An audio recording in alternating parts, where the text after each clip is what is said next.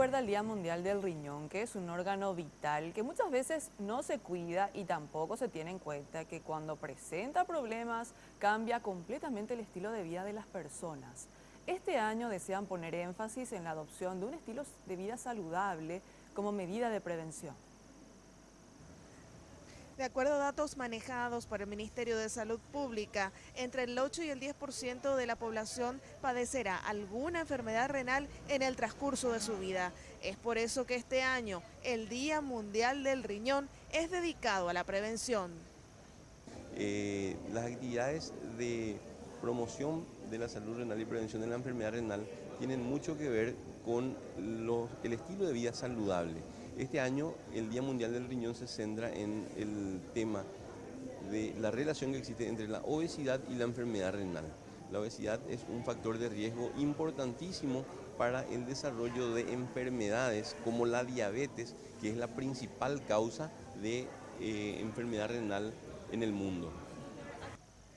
En los estadios más avanzados de la enfermedad es ineludible la realización de diálisis. Actualmente en el Paraguay son más de 1.500 los pacientes que dependen de una máquina para seguir viviendo.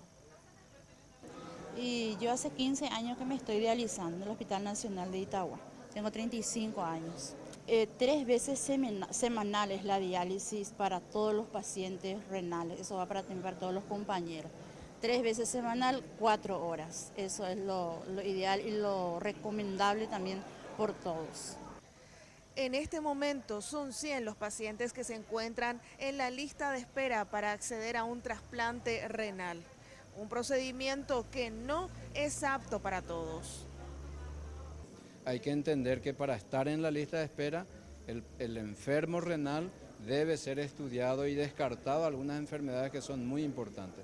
Tuberculosis, chagas, hepatitis, algunas enfermedades virales o bacterianas, descartar neoplasias, es decir, el cáncer. Es decir que el paciente enfermo renal debe ser estudiado para entrar en la lista de espera. Y como las enfermedades renales están ligadas tanto a la diabetes como a la presión arterial elevada, también frente al Ministerio de Salud se llevó adelante una campaña de detección temprana de estos factores de riesgo.